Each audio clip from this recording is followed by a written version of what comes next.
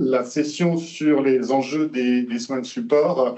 Comme vous savez, le traitement du cancer ne s'arrête pas au traitement de la maladie seule et les soins de support font partie intégrante du parcours de soins des patients. Ils représentent, par définition, l'ensemble des soins et soutiens nécessaires aux personnes malades et à leurs proches tout au long de la maladie, conjointement au traitement spécifique contre le cancer, lorsqu'il y en a, pendant et après la maladie. Les objectifs qui étaient portés par le premier plan cancer et édicté en 2005 étaient d'avoir une approche globale de la personne, assurer une meilleure qualité de vie possible sur les plans physiques, mais aussi psychologiques et social, intégrer la diversité des besoins des malades et de leur entourage, et puis faire partie intégrante du parcours de soins, et ils ne sont ni secondaires ni optionnels. L'un des enjeux est la précocité de leur activation. Cette précocité, elle est garante de leur meilleure efficacité sur la qualité de vie, mais parfois aussi sur la survie elle-même. Et c'est cette précocité qui fait qu'elle a été portée dans les plans cancer, dans le premier plan, dès le premier plan, 2003-2007. C'était la mesure 42, intégrer les soins oncologiques de support au traitement oncologique pour améliorer la qualité de vie. Un autre enjeu est la facilité de leur mobilisation. Les soins de support sont proposés plus souvent par l'équipe médicale, réévalués au fil du temps, et la personne est associée systématiquement aux choix qui sont faits. Et des temps dédiés sont prévus dans le parcours, dans le cadre du dispositif d'annonce et inscrits dans le programme personnalisé de soins. Et l'enjeu a été d'outiller les professionnels de santé à repérer et à évaluer les besoins. Et des référentiels organisationnels ont été faits avec des grilles de repérage, des formes d'auto-questionnaires annexés à des questionnaires complémentaires qui visent, et c'est un enjeu aussi, à mieux cerner les besoins et à organiser la réponse la plus appropriée pendant et après le traitement. Cette accessibilité, qui reste un enjeu important, elle est aussi portée par cette diffusion de la liste des soins de support dans le centre de soins, ainsi que ses modalités d'accès, et sur le site du, je vais dire, réseau régional de cancérologie, pour ceux qui sont proposés dans l'ensemble de la région. Donc, ils mobilisent le lieu de traitement ou de suivi qui propose un certain nombre de soins de support, des équipes mobiles qui sont également susceptibles d'intervenir, des professionnels de santé qui exercent en libéral. Il y a un rôle important des associations dans les soins de support. Le dispositif d'appui à la coordination va être mobilisé. Et puis, il y a des lieux ressources qui proposent des activités d'aide aux démarches sociales, ateliers socio-esthétiques, réunions d'information, soutien psychologique. Un autre enjeu sur les soins de support a été de définir un cadre. Le premier cadre qui a été défini, c'est ce qu'on appelle le panier des soins de support, même s'il ne s'appelait pas comme ça initialement. Plusieurs soins de support sont considérés comme indispensables, avec un remboursement en totalité ou en partie par l'assurance maladie, et les complémentaires, ils composent ce qu'on appelle ce panier de soins de support. Ils doivent être proposés, c'est dans le dispositif des autorisations, tout au long du parcours. Le premier panier de soins de support, qui a été construit en 2005, comportait 4 soins oncologiques de support dits socles. La prise en charge de la douleur, la prise en charge diététique et nutritionnelle, l'accompagnement psychologique et l'accompagnement social, familial et professionnel. Bon, il a fallu 10 ans, entre 2005 et 2015, une décennie, pour implémenter sur l'ensemble du territoire ces 4 soins de support socles. En 2015, le panier a été complété avec 5 soins oncologiques de support dits complémentaires, qui en fait ne sont pas moins importants que les premiers, mais qui sont arrivés dans un deuxième temps avec l'activité physique adaptée, les conseils d'hygiène de vie, la prévention de la préservation de la fertilité, et le trouble de la sexualité. On peut considérer qu'ils regroupent aussi au quotidien la lutte contre la fatigue, les troubles digestifs, les problèmes de peau, l'amélioration de l'image de soi et la phase ultime des soins de support, que sont les soins palliatifs. Actuellement, donc, on réfléchit aux limites et aux évolutions de ce panier. Les limites du panier, c'est que certains soins ne sont pas ou mal financés, certains sont devenus obligatoires, d'autres pas. Et il y a un enjeu de passer du panier de soins de support au parcours de soins de support. C'est le titre d'un poster à côté. Et à côté de ça, de réinterroger un certain nombre de pratiques non conventionnelles en vue de leur intégration éventuelle dans ce dispositif de soins de support. La socio-esthétique, l'hypnose, l'art-thérapie, la sophrologie, la méditation de pleine conscience font actuellement l'objet de revues de la littérature, d'analyses de pratiques et de cotations selon les grilles de la HAS pour voir comment elles se positionnent et quel est le niveau de preuve, entre guillemets, de leur efficacité. Et il y a une expertise sanitaire avec un groupe d'appui pluridisciplinaire qui est mené actuellement à l'INCa. Et puis, c'est aussi encadrer un peu ces soins de support à travers des cahiers des charges pour définir les standards de qualité attendus. Quel professionnel, quel diplôme, quel contenu. L'un des autres enjeux, évidemment, c'est la prise en charge de ces soins de support. Dans certains cas, les consultations de soins de support sont prises en charge par l'assurance maladie. La complémentaire santé, mutuelle ou assurantielle peut également proposer un remboursement partiel ou total. Et à ce point-là, il est important aux gens chez qui on diagnostique un cancer et à qui on explique qu'ils vont être pris en charge à 100%, de ne surtout pas les faire se départir de leur mutuelle, parce que c'est quelque chose qui est assez fréquent. Les gens entendent qu'ils sont à 100%, donc ils n'ont plus besoin de payer une mutuelle. Et en fait, ces complémentaires participent largement à la prise en charge de ces soins de support. Et donc, le but, c'est aussi de faire évoluer ces financements. Vous savez qu'il y a un forfait post-cancer de 180 € qui est un moyen aussi d'embarquer l'activité physique adaptée, puisque on dit qu'il faut le faire, mais on ne le prend pas en charge. Et actuellement, vous avez peut-être vu passer une proposition de loi sur la prise en charge du cancer du sein, avec la prise en charge de beaucoup des soins de support qui accompagnent cette maladie. Évidemment, et je finirai par ça, il y a un enjeu de vigilance vis-à-vis des soins de support. Il y a la zone blanche du palier de ce qui est largement prouvé dans des études avec beaucoup de recul. La zone grise qui est de ce qui peut-être apporte des bienfaits à la personne, mais pour lesquels on n'a pas une preuve, entre guillemets, scientifique de cette efficacité. Et puis, il y a en point de vigilance la zone noire qui en fait répond à la fragilité des patients atteints de cancer, à un certain nombre de dérives dans ce qu'on peut leur proposer, aux marchands de miracles et aux dérives sectaires parfois. C'est un réel point de vigilance. De nombreux patients, vous le savez, ont recours à des médecines complémentaires. Ils en parlent plus ou moins à leurs soignants, une médecine dite douce, parallèle, alternative, non conventionnelle, l'homéopathie, les plantes, les vitamines, l'acupuncture, les massages, la relaxation, et qui peuvent apporter un soutien supplémentaire pour mieux supporter la maladie, les traitements et leurs effets indésirables, mais qui peuvent aussi avoir des effets indésirables, des interactions avec les traitements, voire même différer ou arrêter les traitements anticancéreux. Et il est clair que c'est un vrai point de vigilance et un enjeu des soins de support, c'est aussi que ces méthodes, profitant de la vulnérabilité des personnes malades ou de leur famille, présentées comme plus efficaces que les traitements classiques et potentiellement coûteuses et inefficaces, voire dangereuses, ne viennent pas remplacer les traitements oncologiques par des traitements miracles ou des dérives sectaires qui isolent la personne et qui nuisent à sa prise en charge. Voilà ce que je voulais dire donc en introduction de cette session et je vous passe la parole. Merci beaucoup, monsieur Viguier. Et on va accueillir notre prochain intervenant. Donc, Jordan Guirita, chargé de pilotage et d'évaluation des politiques de santé à l'ARS Occitanie. Et donc, Jordan va nous présenter les enjeux des soins de support en Occitanie. Bonjour à toutes et à tous. Donc, en effet, je vais faire la suite de ce qui vient de vous être présenté en s'intéressant vraiment aux enjeux en Occitanie, et notamment donc, au niveau de ce que je peux faire au niveau des politiques de santé. Et j'ai aussi un aspect sur une co-coordination du parcours cancer, et c'est dans ce sens-là que je vais aborder le sujet aujourd'hui. Donc ici, ce qui est intéressant aussi sur les soins de support, c'est d'évoquer que c'est quelque chose de transversal au niveau de l'agence, puisque ça implique différentes directions, la direction des projets, mais aussi la direction de l'offre de soins et de l'autonomie, ainsi que la direction du premier recours.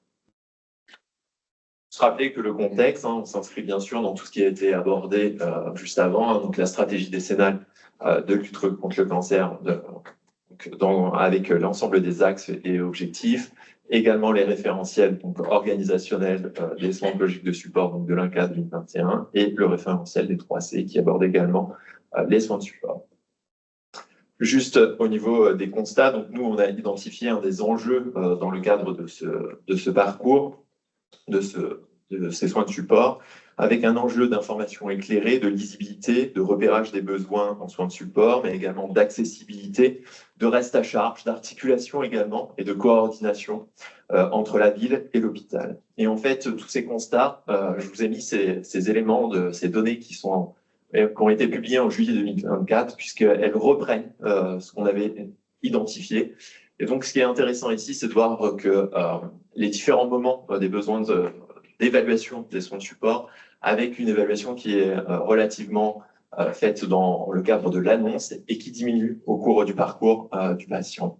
Des freins identifiés par les patients également. Donc, on a la difficulté de savoir à qui s'adresser, la distance du domicile qui est important et qui revient assez régulièrement, des difficultés également pour obtenir des consultations, un reste à charge qu'on a abordé, et la disponibilité dans les établissements et surtout la compatibilité avec la vie réelle, c'est-à-dire avec certaines personnes qui conservent leur activité professionnelle ou encore la vie personnelle et familiale.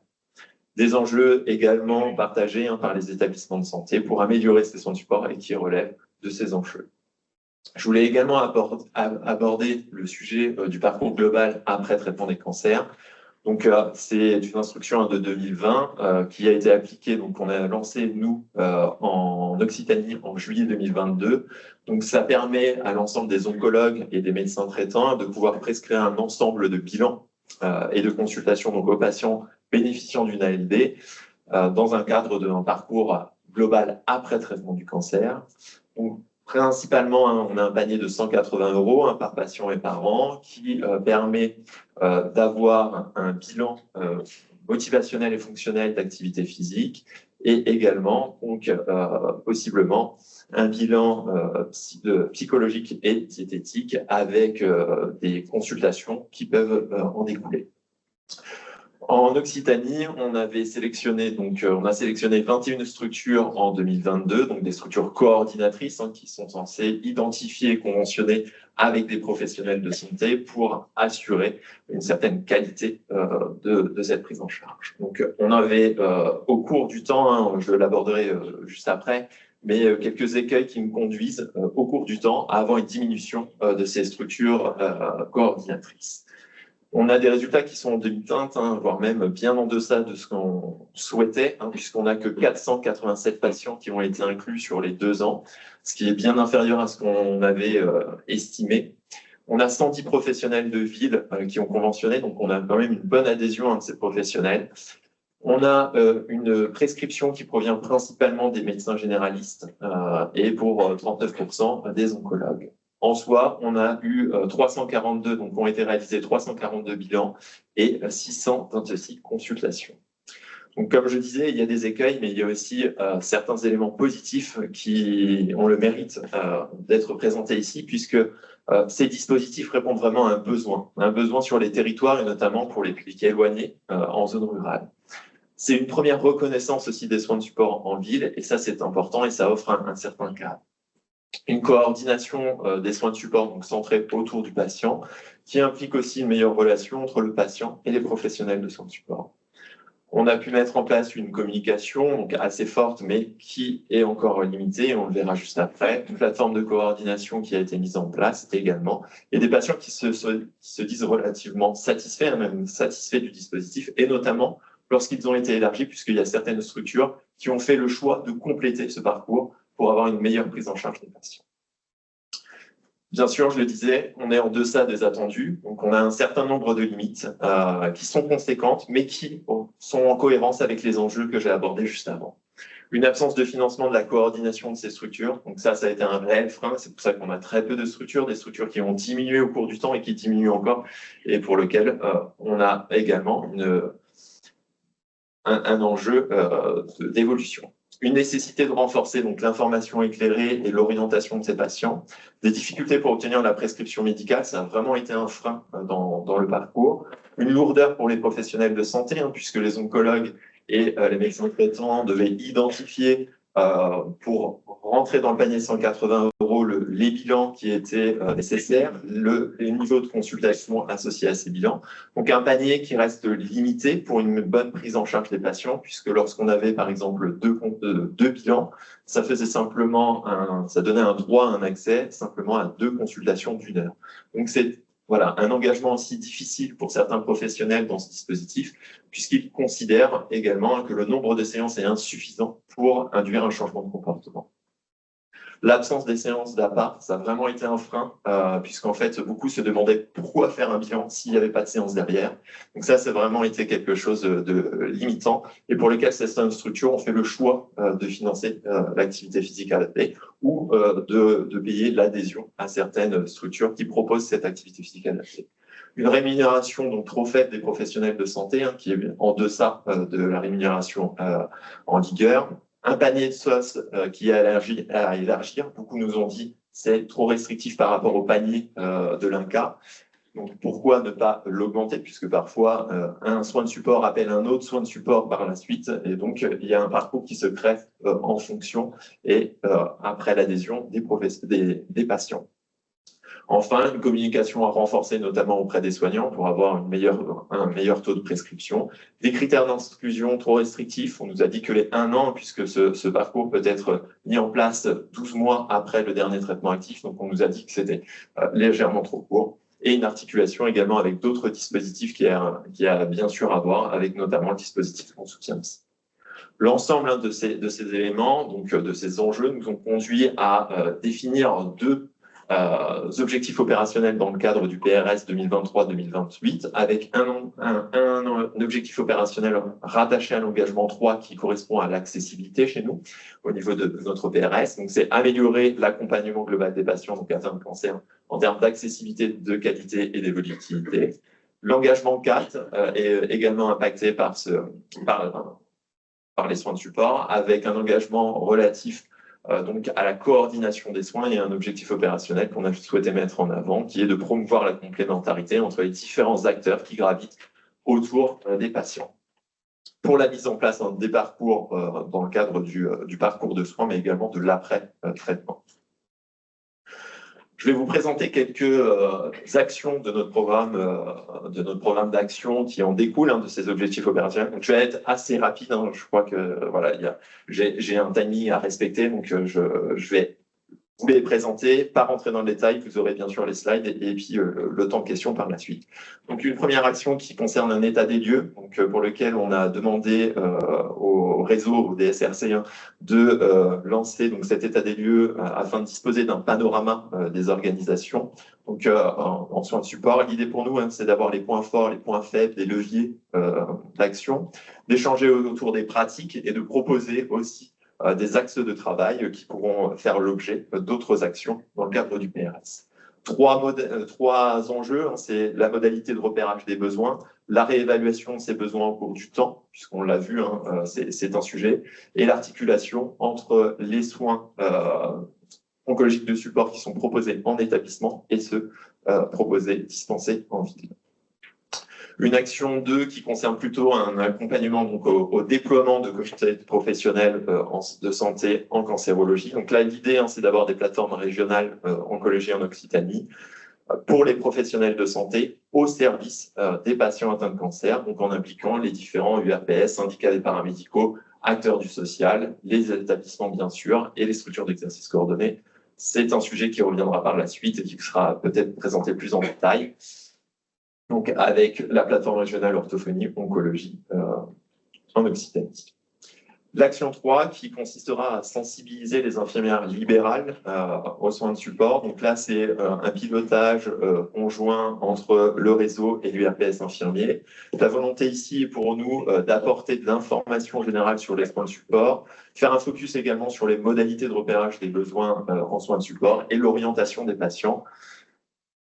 C'est un élément important et qui fait écho également à une action qui consistera à expérimenter une articulation optimisée entre les IDEC et les IDEF, donc pour un repérage coordonné.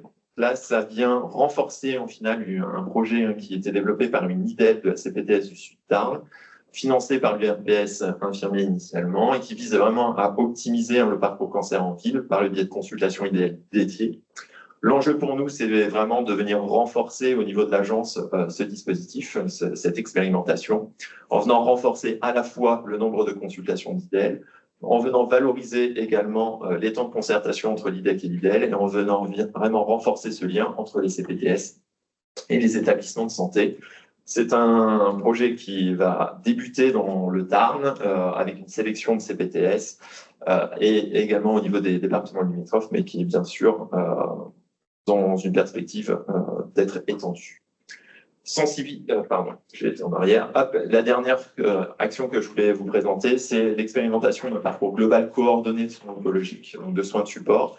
La volonté pour nous ici, c'est de pouvoir essayer d'intégrer des propositions qui nous ont été faites sur le parcours que je vous ai présenté et pour lequel on a eu un certain nombre de limites. L'idée pour nous, c'est d'essayer de tester certaines propositions. Donc, pour tester ces propositions, on a intégré, on va essayer d'avoir un repérage des besoins et des réévaluations par les IDEL et les IDEC. Donc, on veut renforcer ce repérage des besoins en utilisant les différents grilles de l'INCa. Notre volonté, c'est qu'on puisse avoir aussi des besoins, ou en tout cas des points de support qui sont bien rattachés aux besoins des patients et pas simplement une liste à cocher de bilan. Donc, on veut quelque chose qui soit personnalisé. On conserve la prescription médicale, même si ça a été un des freins, ça nous semble important. Une orientation vers les professionnels de ville. Donc là, les professionnels de ville qu'on souhaite impliquer donc, dans ce dispositif, c'est vraiment des professionnels de CPTS, de MSP, des centres de santé, pour permettre d'avoir vraiment une articulation, une équipe traitante autour du patient et qu'il y ait des échanges, une discussion qui soit vraiment établie et pas forcément des professionnels qui soient isolés. Et un panier de soins, donc on a cherché à enrichir sur les demandes des différentes associations et des différentes structures coordinatrices qui travaillaient sur le parcours global, avec l'intégration du psychologue, diététicien et APA qui était bien présent, mais on a rajouté le sexologue, le neuropsychologue, l'assistante sociale, le psychologue pour les proches, à savoir que dans le cadre de ces 420 €, on souhaite aussi que l'APA, on ait les bilans, mais également des séances d'activité physique adaptées qui puissent être financées. Et un panier complémentaire, c'est comme on le disait tout à l'heure, souvent les soins socio-esthétiques, la sophrologie, l'hypnose sont aussi des appels pour rentrer dans les soins de support. Et donc, on a souhaité le mettre en place. Je voulais aussi vous présenter, puisque une de mes autres casquettes, c'est les articles 51. Je voulais vous présenter 3 articles 51 qui sont sur le sujet des soins de support. Donc, ces 3 articles 51 offrent des forfaits pour financer à la fois l'activité physique dans le cadre des parcours de soins, mais également une approche avec des forfaits pour la prise en charge pour constellation et récidive, par exemple du diététicien, du psychologue, de l'APA, de l'assistante sociale. Donc, c'est vraiment des parcours qui se construisent avec des financements pour limiter le reste à charge des patients. Je crois que mon temps est écoulé. Je vous remercie de votre attention. Merci beaucoup, monsieur Guérita. Donc, pour rappel, gardez bien vos questions pour la table ronde de tout à l'heure. On va faire la dernière intervention donc, avec Marine Negui, qui est coordinateur médical au DSRC. Je suis arrivée. Marine, merci. Elle va vous présenter donc, les outils apportés par OncoOccitanie. Alors, bonjour à tous. Donc, je vais vous présenter les outils apportés par OncoOccitanie avec bien entendu un focus sur les soins oncologiques de support.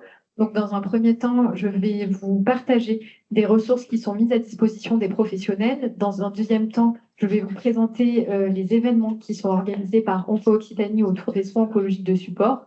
Et puis, pour finir, je vais vous parler de plusieurs projets innovants dont OncoOccitanie est partenaire. Donc, concernant les ressources, ça me semblait important de commencer par le DCC, donc dossier communicant de cancérologie.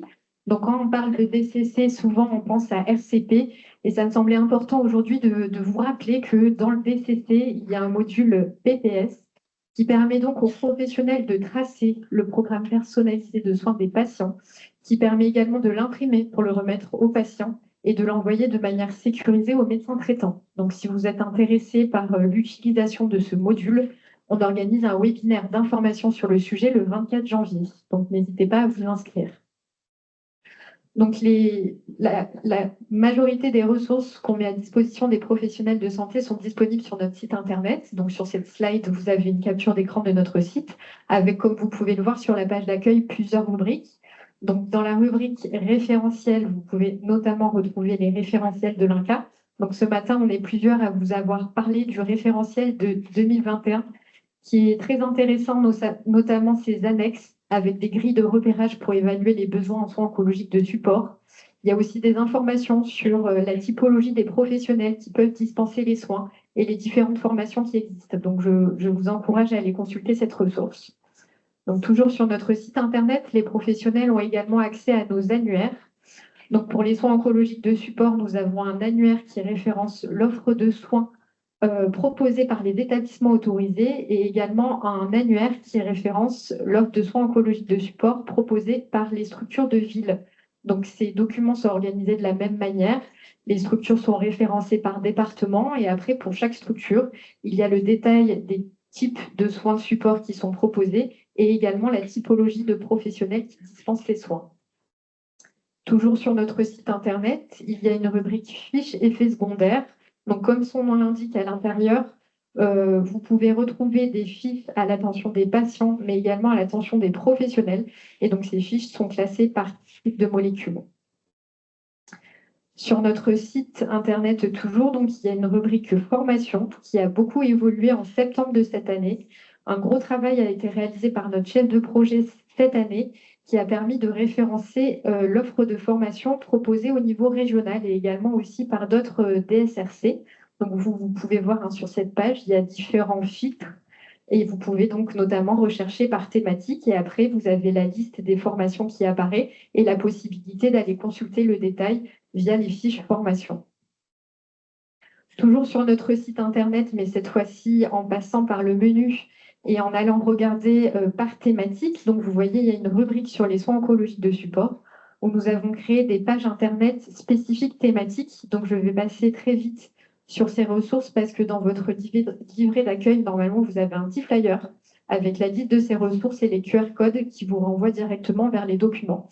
Donc, nous avons une page sur la fertilité, sur laquelle vous pouvez retrouver notamment des plaquettes d'information qui ont été construites grâce à nos groupes de travail. Donc, des plaquettes d'information à l'attention des professionnels, mais également des patients, avec des plaquettes spécifiques pour les femmes, les hommes, les âgés, mais également pour les parents d'enfants atteints de cancer. Il y a également un outil intéressant, donc des fiches de liaison régionales, donc vraiment qui sont communes à tous les services. Une fiche spécifique pour les femmes et une fiche spécifique pour les hommes, et donc qui peut permettre aux professionnels d'orienter plus facilement leurs patients ou patientes vers des consultations spécialisées. Nous avons également une page sur les troubles de la sexualité avec des plaquettes d'information à l'attention des patients et des professionnels. Une page sur l'activité physique qui est adaptée avec un outil qui a été construit grâce à notre groupe de travail thématique et qui a pour objectif d'aider les professionnels à orienter les patients vers une activité physique adaptée à leur situation personnelle. Et une page thrombose et cancer qui a totalement été actualisée cette année et dans laquelle on a notamment inclus des ressources qui ont été développées par Onco Nouvelle-Aquitaine, notamment un module en e-learning à l'attention des professionnels et des vidéos à l'attention des patients qui sont vraiment très bien faites. Donc, je vous encourage à aller les regarder. Voilà, donc là, c'était juste un petit panorama rapide de toutes les ressources qu'on met à disposition des professionnels. Et donc, maintenant, je vais vous parler plus en détail des événements organisés sur les soins oncologiques de support. Donc, j'espère que vous êtes nombreux dans la salle à avoir entendu parler des jeudis d'Onco-Occitanie. Donc, c'est des webinaires qui sont organisés le jeudi de 13h à 14h et qui permettent de faire un focus sur une thématique en lien avec les soins oncologiques de support. Donc, sur cette slide, vous avez les sujets qui ont été abordés cette année. Chaque session est enregistrée et diffusée en replay sur notre site internet. Et donc, ce format existe depuis 2021. En tout, 23 sessions ont été réalisées et on réunit au total 995 participants. Et donc, pour chaque webinaire, on fait intervenir des intervenants extérieurs et des modérateurs extérieurs. Donc, en tout, on a mobilisé 77 partenaires. Et donc, cette année, nous avons organisé pour la première fois une journée de sensibilisation sur l'oncosexualité. Donc, ça me semblait important d'en parler aujourd'hui, qui était organisée en duplex sur Toulouse et Montpellier et qui a réuni 89 participants.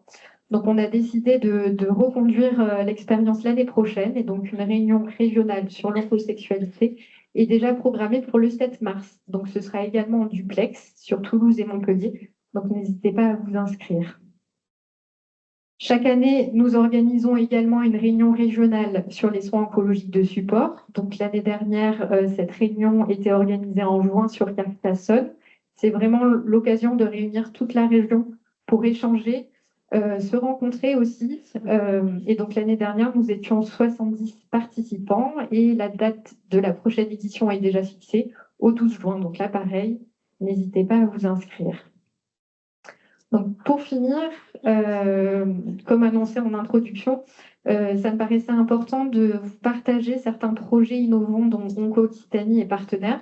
Donc, Jordan a évoqué certains des projets dont je vais vous parler.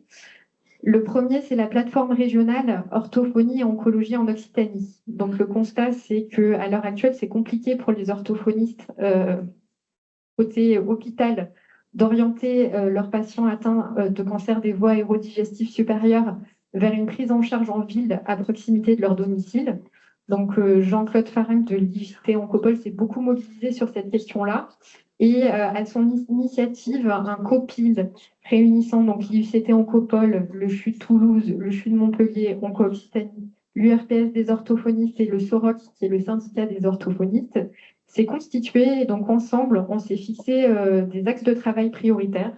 Donc, le premier, c'est de structurer la formation des orthophonistes libéraux sur la prise en charge de ce profil de patient, développer la téléconsultation pour que les orthophonistes libéraux puissent bénéficier de l'expertise des orthophonistes hospitaliers, faciliter la transmission sécurisée des documents et créer une plateforme ressources pour les orthophonistes libéraux qui centralise vraiment toute l'information de référence dont ils sont susceptibles d'avoir besoin.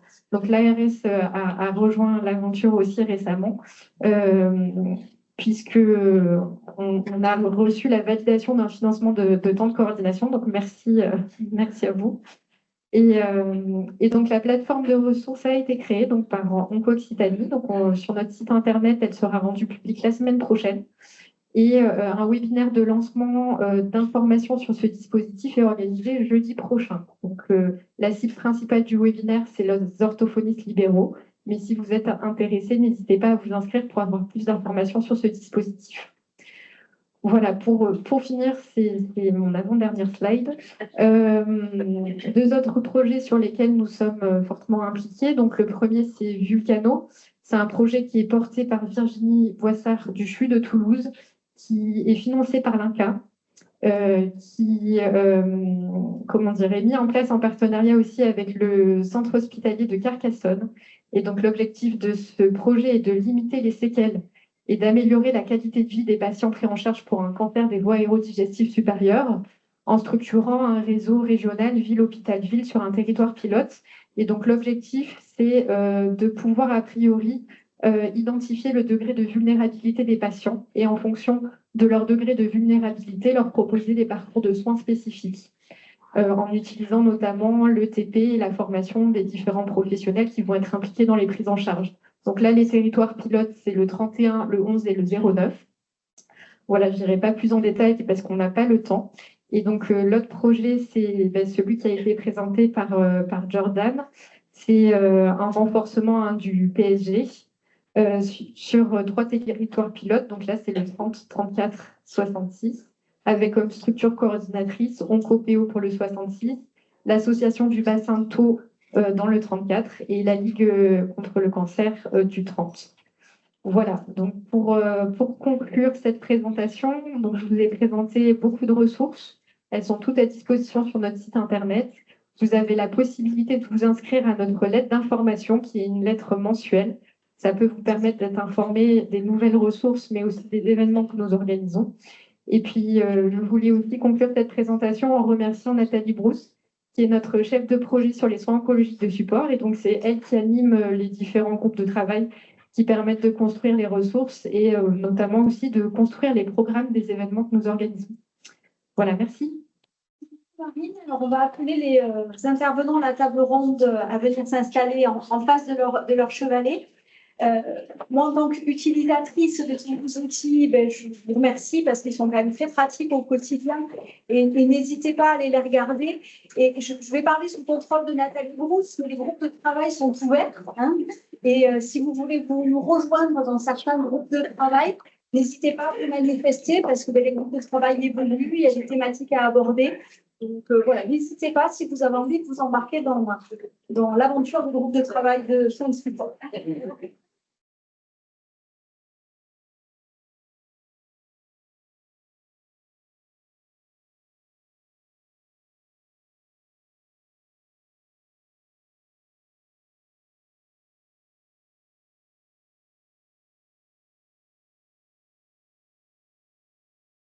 Donc voilà, ce qu'on vous propose, c'est de lancer une première question, ben déjà pour que tous nos nouveaux intervenants puissent se présenter, et puis également présenter à quoi correspond pour eux les soins oncologiques de support, mais avec leur regard de professionnel, parce que vous allez voir qu'ils ont tous des professions très différentes, et probablement que leur regard sur les soins oncologiques de support seront très différents.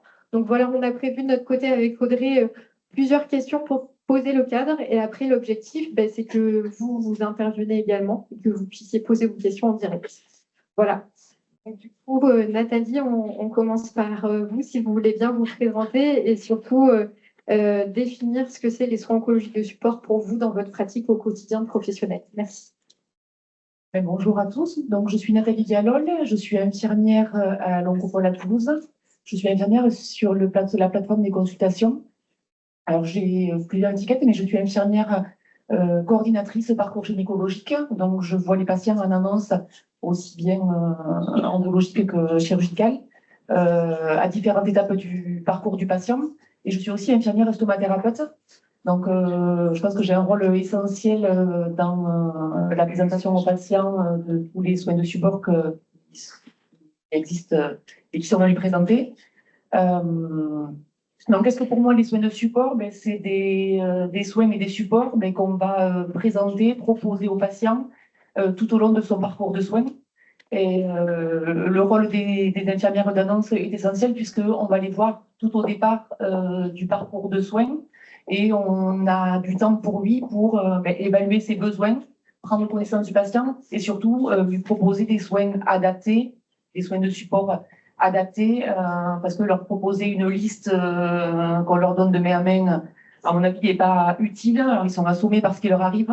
On leur donne des informations. Nous, notre rôle, c'est vraiment de les orienter sur les soins de support adaptés et qu'ils puissent surtout en bénéficier. Parce qu'on voit que déjà, leur proposer, en général, ils sont intéressés et on se rend compte que derrière, sinon, on ne fait pas la démarche de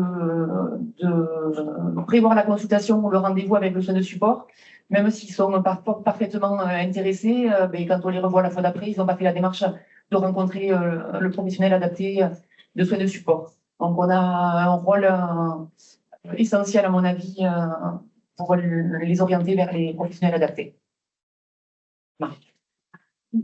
Merci. Merci, bonjour à tous. Merci à Eric Boivin et à la super équipe d'Onco-Occitanie pour cette organisation et l'invitation.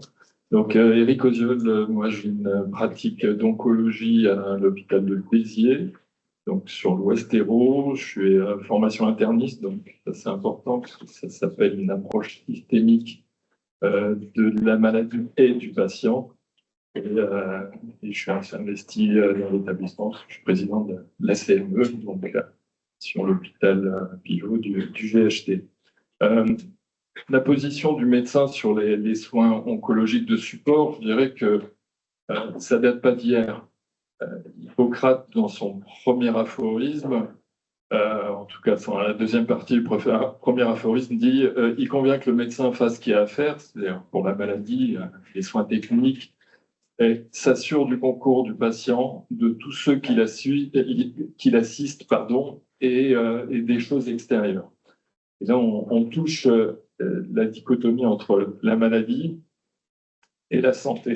Et la santé, c'est du bien-être. Pas moi qui le dis, c'est l'OMS. C'est un état de parfait bien-être physique, psychique, social, environnemental, indépendamment du fait d'être malade ou handicapé. Donc on voit qu'il y a cette dichotomie qui existe en permanence dans la médecine et en particulier pour l'oncologie, parce qu'on a affaire à des soins techniques. Et je dirais que cette identification des nécessités de soins de support, elle existe dès le départ, parce que déjà, il faut supporter non seulement la maladie, mais les traitements. Il faut supporter le médecin. Donc, le patient a besoin de supporteurs. C'est ce qu'il faut mettre en œuvre. Donc, je dirais que c'est dès le diagnostic, dès la mise en place de la thérapeutique, dès la consultation d'annonce, dès la production du PPS, et c'est bien, enfin, c'est un particularisme de l'oncologie, et je salue tout le travail de l'INCa, mais ça devrait être fait dans beaucoup de disciplines médicales, en tout cas avec des soins complexes. Donc, dès l'identification, on fait alliance avec un patient et on s'assure que de son entourage, des choses extérieures et de ce qui va l'aider à supporter le traitement. Et effectivement, hier, j'ai encore fait une annonce, démarrer un traitement avec une patiente avec un cancer du sein. Je sais qu'il y a un relais avec l'infirmière de coordination, je sais qu'il y aura l'onco-esthéticienne, et que derrière, j'ai activé un certain nombre de choses qui vont permettre de démarrer. Mais ce n'est pas qu'au début, c'est tout au long du parcours. Tout au long du parcours, avec plein d'intervenants, mais dans un travail d'équipe, dans un travail à la fois solidaire, mais également professionnel, avec des risques. Effectivement, on a parlé de dérives, elles existent. Donc, il faut être attentif, mais je dirais que plus il y a alliance, plus il y a cette solidarité professionnelle, moins il y aura de risques de dérive. Voilà, donc, la position du médecin, donc identifier, prescrire, ça j'ai retenu.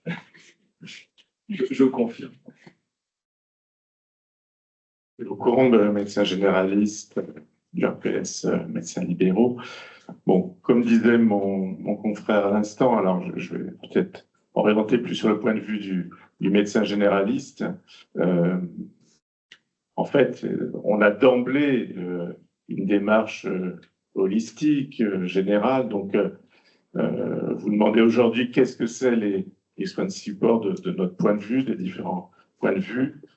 Effectivement, bon, on peut le séparer pour le penser, mais en fait, c'est inclus d'emblée dans le suivi, la prise en charge que l'on fait au quotidien. Parce que bon, le rôle du médecin généraliste dans le cancer, c'est quoi? C'est beaucoup la prévention sur les facteurs de risque, les dépistages, même si ça se complexifie et c'est moins clair pour nous, le diagnostic. Au début, quand la machine commence à dérailler, qu'il faut chercher, et que c'est d'ailleurs de plus en plus difficile pour nous parce que l'accès à l'imagerie, l'accès derrière aux ressources de soins aussi deviennent de plus en plus compliqués. Et puis après, il y a une espèce de tunnel où le patient, oui, rentre dans la prise en charge spécifique, spécialisée par les établissements et les professionnels spécialisés. Mais il revient nous revoir quand même de temps en temps. Et ce qu'on fait justement là, à ce moment-là, c'est beaucoup du soin de support, c'est beaucoup du psychosocial, c'est beaucoup réfléchir, voilà, est-ce qu'il y a besoin d'un support psychologique, est-ce qu'il y a besoin du recours à une assistante sociale. Bon, il y a la douleur aussi, souvent on est sollicité un peu en urgence pour la question de la douleur. Et puis après, bon, le patient, il sort du tunnel, bon, voilà, soit en mauvais état et donc, souvent avec les infirmiers libéraux, c'est là qu'on doit se constituer vraiment en équipe soudée pour faire un accompagnement à domicile. Les pharmaciens aussi, souvent, voilà, c'est un peu ce trépied, oui, tout à fait. Et puis, ou alors, les gens ressortent en rémission, mais effectivement, on peut leur proposer des choses, de la part, des choses comme ça, auxquelles il faut penser. Alors, c'est vrai que remplir le questionnaire qu'on a vu tout à l'heure, je ne sais pas si c'est la voie la plus facile, ou savoir qu'il y a un panier de soins qui est remboursé à tant d'euros, je ne sais pas si c'est le plus facile, mais bon, il faudra y réfléchir dans la suite des questions, j'imagine. Et puis, voilà, il y a aussi la fin de vie, on peut accompagner aussi à domicile. Le deuil de la famille, puisqu'on est aussi médecin de famille. Et puis, sinon, c'est des patients avec qui on reparle régulièrement de ce moment de leur vie. Et puis, on essaie de l'intégrer. Et puis, on est dans la prévention secondaire pour pas que ça récidive ou qu'il y ait d'autres cancers qui apparaissent chez ces patients, qui souvent ont des facteurs de risque, on continue à fumer ou à boire, etc. Et donc, en fait, tout ça, c'est intégré dans une démarche d'accompagnement au long cours. Merci, je suis Pascale Cazeneuve, infirmière libérale sur Toulouse-les-Minimes, vice-présidente de l'UAPS Infirmier.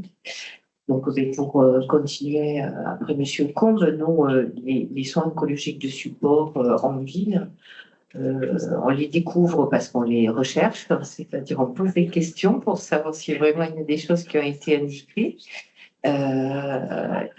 Souvent, on est très attaché au bien-être du patient chez lui, à son domicile. C'est ce qui nous fait lever des fois des questions qui nous amènent à demander aux médecins de nous aider à travailler sur certaines choses. Mais c'est vrai qu'on a dans les axes d'amélioration, on en parlera tout à l'heure, toujours pareil, hein, c'est sempiternelle communication ville-hôpital-ville, où je pense qu'il serait intéressant que l'équipe de ville soit le trépied, hein, pharmacien, infirmier et médecin, puisse connaître ce qui a été proposé à la personne. Voilà, pour pouvoir après continuer et l'aider. Monsieur Guérita a parlé d'une expérimentation en cours, on y reviendra tout à l'heure, hein, et ça pourrait être un axe intéressant. Bonjour, je suis Marie-Ange Léophante, je suis directrice de la Ligue contre le cancer en Haute-Garonne. Alors moi, je représente plutôt la partie associative, donc je suis un peu la première là, de notre petite lignée.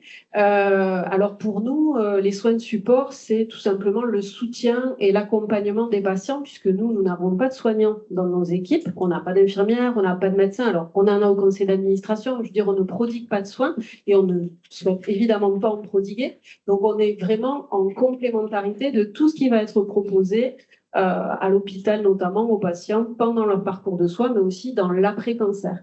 Donc, tous ces accompagnements et ces soutiens, ils sont très variés et ils peuvent être nombreux. Alors, il y a ceux qui sont définis par le plan cancer depuis des années, il y a ceux que l'on voit émerger davantage maintenant avec les programmes sur lesquels on collabore avec l'ARS. Donc, ils peuvent être très vastes, mais pour nous, il y a une condition sine qua non à leur bon fonctionnement, à leur bon déroulement, c'est leur bienveillance. C'est qu'ils soient tous là pour faire du bien et pour ne pas encombrer les parcours de soins au sens proposer des traitements qui vont aller à l'encontre de ce que l'oncologue va avoir prescrit, de ce que le médecin traitant va avoir prescrit, etc. Donc nous, on essaye d'avoir un maillage assez fort avec des pharmaciens, et on espère aussi avec les infirmières libérales, avec les médecins traitants, mais on se connaît peu finalement, pour pouvoir éclairer les patients sur ce qu'ils peuvent faire, bien sûr. Et là, le panel, je le répète, est très large, mais aussi ce qu'ils ne doivent pas faire. Parce qu'il y a beaucoup de déviance en cancérologie.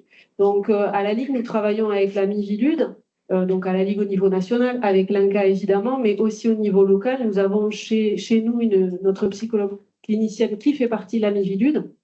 Donc, nous allons screener tous les prestataires qui interviennent pour nous à la maison de la Ligue, dans les établissements de santé, comme Louis en parlera peut-être. Partout où nous faisons intervenir des gens sous la bannière de la Ligue, ils sont screenés, observés, leurs réseaux sociaux, leur site internet, ce qu'ils disent aux patients, ce qu'ils font, etc. Quand on a une bonne communication avec nos patients, on arrive à tout savoir. Et moi, il m'est arrivé très récemment de mettre fin à une collaboration en 30 minutes avec quelqu'un qu'on avait depuis 10 ans dans notre équipe parce qu'il y avait la recommandation du jeûne thérapeutique, peut-être éviter des traitements, etc. Ça, c'est interdit chez nous. Donc pour moi, je n'ai pas forcément de limitation dans les soins de support, les accompagnements. Donc évidemment, je ne parle absolument pas de ce qui est médical, je laisse ça aux experts, mais tout le reste, on est OK, on a envie d'être éclairé, on va rencontrer les gens, on va discuter, mais par contre, la mise en garde est chez nous, c'est, voilà, d'abord on observe, et ensuite, on suit surtout. On ne confie pas des patients à des gens qu'on a rencontrés une fois, ils nous ont semblé sympas et proposé des trucs agréables, mais ensuite on les laisse faire. Non. On est vigilant, on surveille, et s'il y a une alerte, ben là, on alerte qui de droit. Voilà. Donc pour nous, les soins de support, c'est vraiment tout cet accompagnement et cet soutien pendant les traitements, mais aussi dans la reconstruction psychique, physique et morale dans les 12 mois, voire un peu plus après la maladie. Merci. Donc, moi, je suis Loïc Lagarde, je suis le directeur de la clinique Pasteur. Et pour nous, les soins oncologiques de support, en fait, c'est une double évidence. La première évidence, c'est que ça vient se trouver une logique dans notre réflexion aussi sur la maladie et notre rôle en tant que plateau technique, où on a tendance à être la tête dans le guidon dans la phase aiguë. Et en fait, on s'est dit on travaille aussi sur d'autres sujets qui sont les maladies chroniques de manière plus générale, et on réfléchit de plus en plus, on n'est pas les seuls, à avoir le cancer dans une réflexion de maladies chroniques. Et parce que, en fait, pour nous, on est quand même, on a un biais naturel qui fait que on attend que les gens arrêtent leur vie pour être soignés. Je pense qu'on est plus tous en train de se dire qu'il faut apprendre à vivre avec la maladie. Et c'est ce que amène la logique de médecine de maladies chroniques. Et donc, c'est ça aussi qu'on veut ramener dans notre réflexion. Et donc, les soins de support prennent tout leur sens. L'autre point aussi que je voulais mentionner et qui a été mentionné précédemment, c'est la logique de domicile. C'est-à-dire, le moment où on arrête de vivre pour la maladie, on commence plutôt à vivre avec, mais on vit avec là où on vit au quotidien, dans une clinique, mais au domicile. Donc, bien sûr, ce qu'on fait avec le rapport ville-hôpital, le travail que nous, on peut faire avec notre hospitalisation à domicile et entre autres toutes les évolutions qui sont sur les prises en charge à domicile, de chimiothérapie ou autre, avec de très belles initiatives avec l'Oncopole en ce moment, je pense qu'il y a des choses à creuser là-dedans, parce qu'on y voit une évidence pour le patient. La deuxième évidence qu'on a eue, outre cette réflexion plus globale, c'est l'évidence pour tous les acteurs. En fait. Les soins oncologiques de support font sens pour tous les acteurs de la maladie. Donc déjà, le patient lui-même, je pense que M. Viguier l'a bien mentionné, et aussi Marie-Ange, c'est la nature à horreur du vide. Donc du coup, les patients sont à la recherche, ils sont acteurs, ils ont envie d'aller chercher autre chose, de compléter, donc on doit proposer quelque chose. Sinon, ils trouveront quelque chose qui ne nous conviendra pas. Le deuxième point, c'est au niveau des soignants. Les soignants qui vivent au quotidien de ces patients se disent qu'eux aussi, ils ont peut-être envie d'être formés, d'aller un petit peu plus loin sur d'autres approches pour compléter. Et donc, je pense que ça va dans le sens de pouvoir encadrer aussi et d'éviter les dérives. Et le dernier point aussi, je pense que c'est pour les praticiens, et vous l'avez mentionné, on a des termes comme systémique, global, d'approche de la maladie. Je pense qu'en termes de qualité de prise en charge, quand on a des soins oncologiques de support bien faits, derrière, tout le monde est content.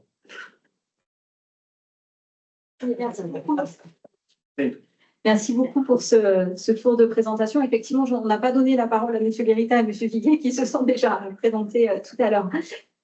Donc effectivement, vous l'avez compris, une approche centrée sur le patient. On est tous derrière le patient, on est tous là pour l'aider. Les soins de support, effectivement, c'est un monde extraordinaire avec beaucoup de propositions. On a tous envie de bien faire et pour autant, de temps en temps, c'est difficile sur le quotidien de pouvoir mettre en œuvre ce que l'on a envie de faire pour les patients.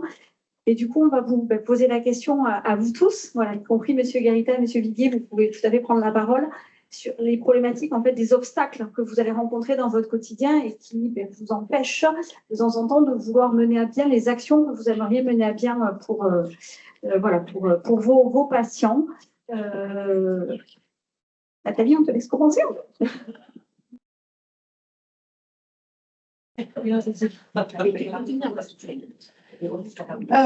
Les obstacles, il y en a, c'est certain. Alors, on a le sentiment que le patient, il a une offre incroyable de soins de support, aussi bien sur site où il est pris en charge qu'à l'extérieur. Alors déjà, il faut que le patient il adhère aux soins de support qu'on va lui proposer, parce qu'on a le sentiment que pour le patient, ça va lui apporter un bien-être et qu'il va adhérer, mais en fait, parfois, il ne va pas vouloir s'y présenter, ou en tout cas, il ne va pas maintenir le suivi. Ensuite, on traîne des patients, moi sur l'oncopole, des patients qui habitent loin, pour qui c'est parfois contraignant mais de revenir en dehors de ces consultations, même si on pense que ça va lui apporter encore un bénéfice intéressant. Donc, on essaie de lui proposer des soins de support dont il va bénéficier quand il est sur site. Mais sur site, il a beaucoup de consultations, il est fatigué, bien sûr la chimio, des fois il en a assez, il n'a pas forcément envie de voir un professionnel supplémentaire. Et ensuite, quand il rentre chez lui, c'est pas simple pour nous professionnels de connaître tous les soins de support dont il peut bénéficier au plus près de chez lui. Donc, on essaie de se renseigner, on essaie de rechercher, d'avoir nos propres listes de professionnels et de supports dont il pourra bénéficier près de chez lui, mais ça change, ça évolue, il y en a qui arrivent. Donc, ça, pour moi, c'est une problématique qui est compliquée, parce que l'offre s'étoffe sans cesse. Et donc c'est dommage parce qu'en fait on sait qu'on pourrait lui proposer des choses, des soins de support dont je pense qu'ils nous échappent.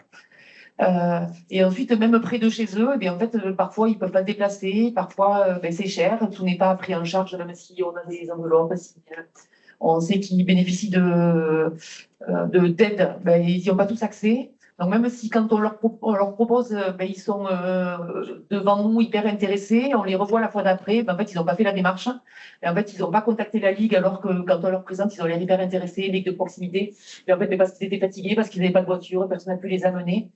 Ça semble simple, l'accès, et en fait ça n'est pas si simple. Voilà, donc je pense que nous on a besoin d'avoir, nous soignants, en tout cas moi à mon niveau, de connaître au maximum les soins qui existent. Et ensuite, pour le patient, il faut inciter, il faut le solliciter, lui présenter à chaque fois qu'on le rencontre. Et moi, en tant qu'infirmière coordinatrice, c'est la connaissance du patient, c'est la relation qu'on va mettre en place avec le patient qui va nous aider à l'amener vers ses professionnels et à le persuader que ça va l'aider à améliorer la prise en charge tout au sein de son parcours de soins qui est long. On va en parler longtemps, mais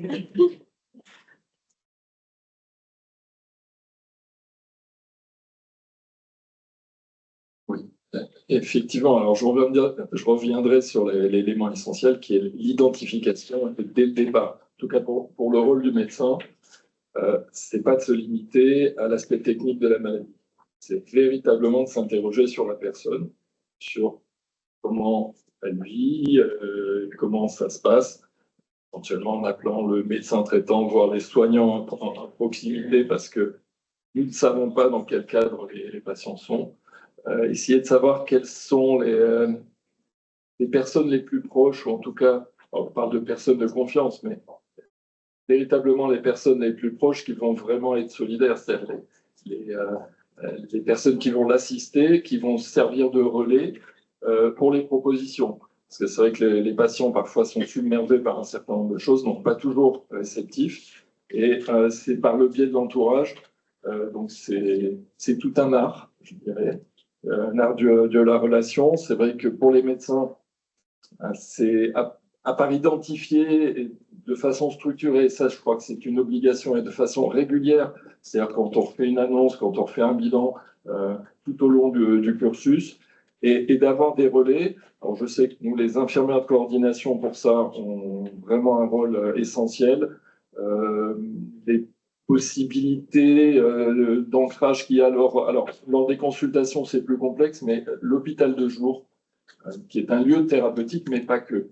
L'hospitalisation à domicile aussi, puisqu'il y a des intervenants qui viennent là pour le coup dans le cadre du domicile. Donc c'est des points d'identification, et il faut que ces personnes-là puissent avoir la connaissance sur le territoire de qui offre quoi. Donc c'est pas que des listings, c'est des gens qui se connaissent. C'est des territoires avec des gens qui se connaissent, avec de la confiance, avec de la solidarité. C'est des termes effectivement qui sont simplement humains, avec effectivement une organisation comme ça. C'est vrai que vous l'avez dit, les territoires parfois sont éloignés, c'est plus complexe. Mais des fois, les grosses villes, c'est complexe aussi parce que c'est difficile d'y retrouver son chemin. Donc, à nous d'aider les patients dans ce chemin-là. Et à travers l'HAD, à travers l'hospitalisation de jour, à travers les échanges pluriprofessionnels et les échanges avec le patient et surtout son entourage, et de savoir dans quel contexte il vit et avec ceux qui sont en ambulatoire, parce que les patients ils passent très peu de temps finalement dans les soins techniques. Il y a beaucoup de choses qui s'y passent, mais il faut qu'on ait le relais avec la médecine générale, avec les soins de proximité. Voilà le rôle digital.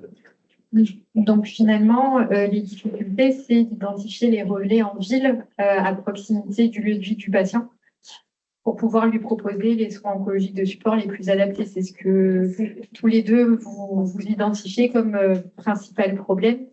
Et aussi comment accompagner le patient plus dans les aspects motivationnels pour adhérer, enfin c'est ce que vous disiez Valérie, à ce qui peut être proposé même à proximité du patient.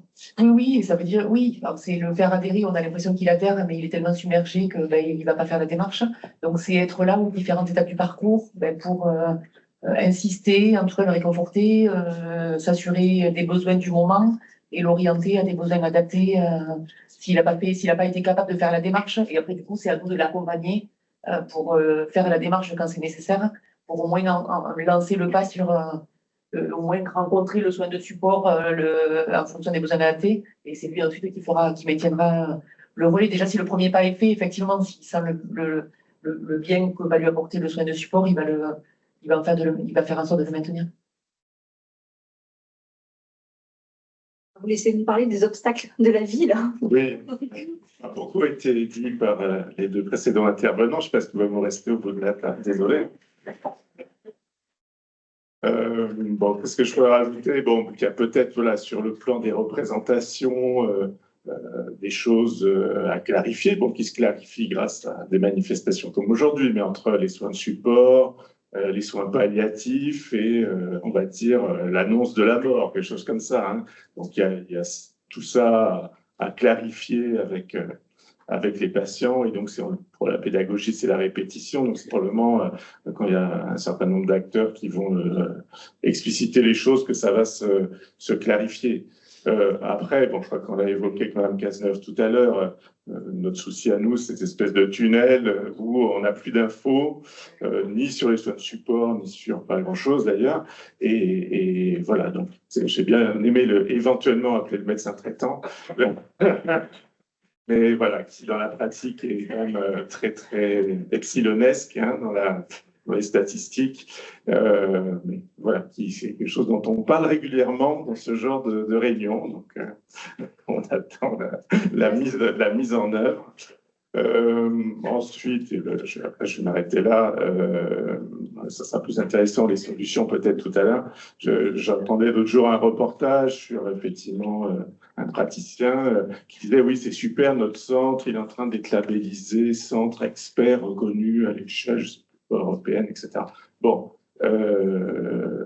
c'est sans doute très bien, mais on s'éloigne de l'enjeu dont parlait tout à l'heure M. Rugy, ce qui est la territorialisation, qui est la diffusion sur l'ensemble du territoire. Donc oui, il y a des problèmes de distance, oui, il y a des problèmes d'inégalité sociale de santé, et on parlera des solutions tout à l'heure. Je passe le micro à ma voisine. Juste une remarque, l'éventualité, c'est malheureusement l'éventualité du médecin traitant. Parce que chacun va Non, parce qu'il y a le truc. Alors, quand même 95% des gens en ALD comme médecins traitants. Donc, je veux bien qu'on parle des 5%, mais il ne faudrait pas que l'arbre cache la forêt. Il y a encore quelques inégalités. Oui, mais après, on s'organise aussi pour eux. Donc, les freins pour les infirmiers libéraux. Déjà, oui, on aimerait bien savoir ce qu'on a proposé à la personne pour déjà savoir à peu près comment on pourrait le guider, parce que dans les phases de traitement, beaucoup de gens sont totalement autonomes, mais ils nous appellent pour le petit soin, la prise de sang, et là, ils nous bombardent de questions, et malheureusement, on est à tâtons, on travaille dans l'obscurité la plus totale, ce qui est un petit peu compliqué, parce qu'on pourrait aider. Mais notre deuxième frein, c'est qu'en plus, on n'a pas, malheureusement pas de nomenclature et pas la possibilité d'avoir ce lien qui me semble très important que nous mettions vraiment en place entre les institutions et le patient sur domicile, parce qu'on a effectivement, comme vous l'avez dit, une vision de son environnement qui peut être particulièrement intéressant sur les soins oncologiques de support. Et clairement, quand on rencontre ces patients, ils sont tellement assommés par ce qu'on leur a dit que, je me permets de le dire, le soin oncologique de support, ce n'est pas leur priorité. Par contre, à nous de leur dire que c'est au début, tout de suite, qu'il faut mettre en œuvre pour justement pouvoir mieux gérer leur vie, leur traitement et rester dans une belle autonomie sur le parcours de leur maladie. Voilà, globalement, j'espère que tout à l'heure, dans les leviers, on pourra vous faire sourire un peu. Alors, les freins pour nous, c'est tout simplement le fait qu'on en parle peu. Parce que nous, la palette, la Ligue contre le cancer, c'est 103 départements, enfin 103 comités implantés dans 103 départements, avec certes des disparités en fonction des ressources de chaque département, mais à minima, le panier de l'INCa est élargi avec l'ARS récemment. Les Ligues contre le cancer l'ont. Nous, notre métier, c'est de lutter contre toute forme de discrimination sociale. Donc, c'est gratuit. Donc, en fait, les obstacles, je les comprends avec grande difficulté. Quand c'est gratuit, quand on sait à qui adresser les gens, quand on sait que la Ligue a beaucoup d'amis, on a beaucoup d'associations amies. Alors, après, on en a avec qui on ne sera jamais amis pour les raisons que je vous ai évoquées tout à l'heure. Nous, c'est screené par la Miviludes. Donc, s'il y a une dérive sectaire ou si ça s'en approche ou si ça rentre pas dans le credo de ce qui a été défini par l'INCa et la Ligue, parce que nous, au niveau national, on travaille main dans la main pour définir des critères sur des métiers, donc des soins de support. Donc, une fois de plus, je parle des non-médicaux, vous l'avez bien compris. Mais voilà, donc moi, je comprends pas bien ces freins. Ce que je vois en revanche, mais on a des idées de levier, et je sais qu'on en parlera tout à l'heure, c'est que globalement, quand les patients sont avec leurs soignants et que leurs soignants sont impliqués dans des associations, et qu'ils vendent, j'exagère et je grossis le trait, ils vendent leur association en disant il faut faire du sport, c'est ça que vous intégrez dans votre parcours de soins, c'est intégré dans le parcours de soins, sauf qu'au lieu d'être un parcours de soins, c'est un parcours en soins de support, enfin oncologique de support, ben, bizarrement, les patients, ils le font. Donc, moi, je crois qu'en fait, à un moment donné, alors évidemment, je ne tire pas à boulet rouge sur les oncologues ou les médecins traitants, vous l'avez bien compris. Ce que je veux dire par là, c'est que quand on signifie aux patients, non, mais en fait, ça fait partie intégrante de la guérison, du parcours de soins, de faire du sport, enfin, de l'activité physique, de faire attention à votre alimentation, de voir un psychologue pour dans 2 ans ne pas revenir parce que l'impact psychologique est revenu comme un boomerang, etc. L'ensemble des panels qui peuvent être proposés de soins de support, ben là, ça fonctionne. Donc, pour moi, ça, c'est un frein, c'est le fait que ce ne soit pas suffisamment explicité.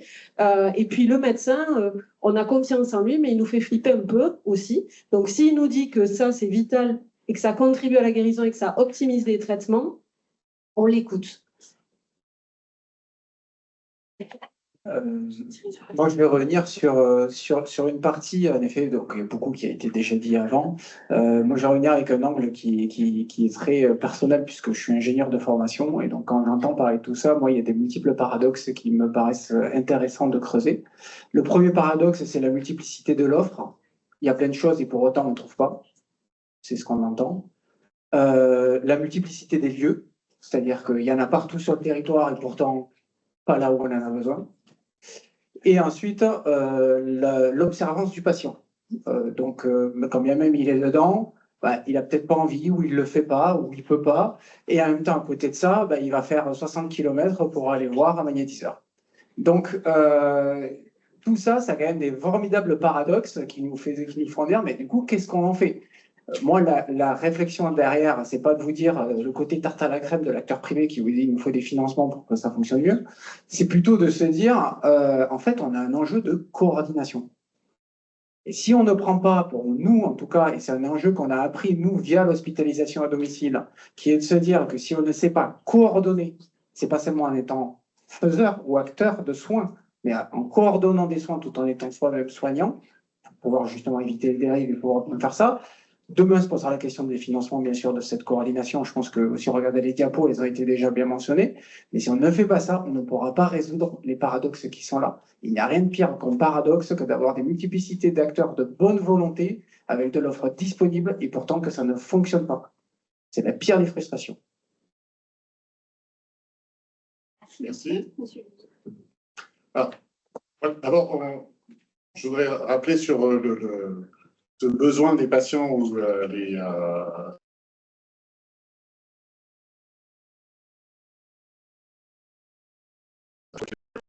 40% des patients qu'on prend en charge ont accès à des pratiques non conventionnelles.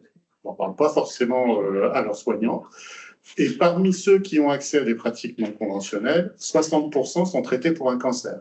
Donc, chez les patients atteints de cancer, que vous le sachiez ou pas, il y a un recours extrêmement important à des choses diverses et variées, des choses donc, qui sont des pratiques non conventionnelles actuellement, mais qui peuvent être la socio-esthétique, etc. Et puis, il y a des choses, effectivement, le magnétiseur, le rebuteux, celui qui arrête un peu, etc. Et tout, il y en a plein les campagnes et aussi dans les villes. Donc ça, c'est la première chose. Il ne faut pas sous-estimer le phénomène.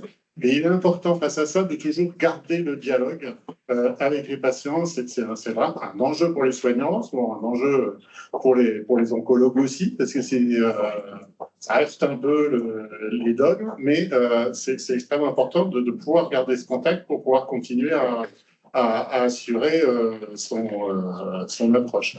La deuxième chose, c'est que, et là c'est clairement dit, il y a une vraie réflexion de décloisonnement à avoir et qu'on parle de parcours de soins de support et pas de soins de support empilés les uns à côté des autres, ce qui est difficile parce que il y en a qui sont portés par de l'associatif qui est autonome dans ses prises de décision, il y en a qui sont portés par des soignants à diplôme, d'autres des soignants pas à diplôme, enfin pas à diplôme ou pas à ordre ou pas, etc. C'est extrêmement hétérogène et du coup la coordination est encore plus compliquée et le filtre de ce qui est souhaitable, possible, peu recommandable et parallèlement extrêmement difficile aussi. Donc cette mue en fait vers une approche beaucoup plus en parcours, elle est extrêmement importante. Et puis le dernier écueil, c'est le temps. C'est-à-dire que je vous ai dit tout à l'heure, il a fallu 10 ans entre 2005 et 2015, oui, pour simplement imposer 4 soins de support un peu évidents pour tout le monde dans les dispositifs. Il a fallu quasiment 10 ans pour réussir à en rajouter 4 qui étaient aussi assez évidents. Alors évidemment, tout le monde dit ouais, il y a énormément d'offres, il y a énormément de besoins, on fait des paniers pour offrir un maximum de choses. Oui, c'est clair. Et puis, la réflexion ne suit pas forcément sur le passage dans la nomenclature. L'activité physique adaptée, c'est un excellent exemple. En fait, il a fallu 8 ans, je crois, pour réussir à savoir dans le décret si on mettait les kinés, les coachs sportifs, les profs de sport, etc. Simplement pour savoir quel était le professionnel qui pouvait faire bouger le patient atteint de cancer. Et là, maintenant, on est parti pour à peu près autant pour la prise en charge. Vous avez dit, dans les soins d'après-cancer, il y a 180 €, mais c'est juste pour le bilan. Derrière l'opérateur qui fait, c'est pas pris en charge. La coordination, elle n'est pas envisagée. C'est un vrai problème parce qu'on vient de dire qu'il y avait besoin de coordination, tout ça, mais la coordination, elle n'est pas envisagée. Donc, derrière, c'est cette lenteur, hein, et Alain Coeur prend sa part de responsabilité sur le sujet, mais c'est cette difficulté à offrir du cadre et puis finalement à faire rentrer dans nos habitudes françaises. Vous avez parlé d'avoir des actes à la nomenclature parce que c'est comme ça que ça fonctionne. La RS travaille à des forfaits parce que c'est aussi comme ça que ça peut fonctionner. Mais du coup, il faut remplir des feuilles, il faut rendre compte d'eux, etc. Ça alerte un peu les pratiques, et en tout cas la fluidité, l'agilité d'accès pour le patient. Et puis c'est vrai que le patient, il a des besoins qui évoluent complètement. On l'annonce, il y a cet effet de sidération, ce n'est pas les mêmes besoins que dans l'après-cancer. Au moment où il sort du tunnel, vous le disiez tout à l'heure, c'est qu'après avoir été pris en charge dans son calendrier quotidien par l'équipe soignante d'Onco, il se retrouve à la maison, les amis ne sont pas revenus, la famille n'ose pas appeler, et c'est le trou d'air classique. Et avec des effets secondaires sur lesquels on appelle le médecin traitant qui n'a toujours pas reçu le courrier de sortie de la dernière hospitalisation, voire de la première. Donc, c'est quasiment de temps en temps un parcours du combattant. Et moi, je voudrais vraiment féliciter les troupes de l'Occitanie pour ARS, réseau régional de cancérologie, et tous les soignants évidemment, pour ce que vous mettez en place pour essayer de justement mettre de la coordination, mettre de la facilité d'accès, mettre du décloisonnement, parce que le patient, il va avoir un temps de traitement à un endroit, un temps de traitement à un autre, et retourner chez lui, vous disiez, il passe de moins en moins de temps dans les structures de soins, de plus en plus de temps à la maison. Il est en interface avec différents professionnels de santé qui n'ont pas forcément, et ça c'est un peu le rôle aussi du PPS qu'il faut pousser, du programme personnalisé de soins, qui n'ont pas accès à l'information de ce qui a été proposé, de ce qui est en place et de ce à quoi adhère la personne, hein, parce que, je dis aussi, je pense qu'il y a aussi un frein quand on sort de la maladie à retourner dans une structure où on va être plongé avec des malades, etc. Souvent, une fois le cas placé, c'est extrêmement utile finalement, mais ça demande une démarche. Il y a des soins de support, par exemple, d'activité physique qui sont mis en place dans des centres, hein, qui ont équipé une super salle de gym, etc., mais où les patients ne vont pas forcément, parce que c'est leur centre de traitement, et qui vont croiser des gens qui sont en traitement, des gens qui ont eu une chimio qui leur a fait perdre les cheveux, etc. Et ça peut être un réel frein dans cette organisation. Il faut justement pouvoir comprendre, l'entendre, et puis pouvoir organiser facilement, parce que les soignants, c'est une denrée rare et ils n'ont pas beaucoup de temps, facilement des choses en appui des personnes. Voilà. Merci beaucoup. Je pense que finalement, en abordant les obstacles, forcément, on a identifié des leviers qu'on a tous abordés, hein, notamment améliorer la coordination, essayer de fluidifier les parcours, de travailler aussi sur l'information des patients qui nécessite, comme vous l'avez dit, finalement, de se répéter plusieurs fois dans le temps. Mais du coup, ça nécessite que tous les acteurs aient les informations nécessaires pour connaître la situation du patient. Du coup, vu que l'heure tourne, ce que je vous propose, c'est si certains d'entre vous ont identifié des leviers qui n'ont pas encore été abordés, de me faire signe pour qu'on puisse vous donner la parole. D'accord. Et donc après, on ne fallait pas dire ça. Pas de souci. Et après, on verra les questions au niveau de la salle. Voilà. Alors les leviers, oui, on sait qu'on peut en avoir, mais on ne sait pas trop dans quel ordre les mettre en place. Donc en fait, ce qu'on a décidé, c'est de lancer un projet de recherche. Donc à la Ligue contre le cancer, on a ce qu'on appelle des projets de recherche action. Donc c'est mélanger des chercheurs qui savent avec des gens qui ne savent pas trop, un peu comme moi, et de nous faire réfléchir ensemble à comment est-ce qu'on peut évaluer vraiment la nécessité de mettre en place telle chose ou pas pour mieux informer les patients.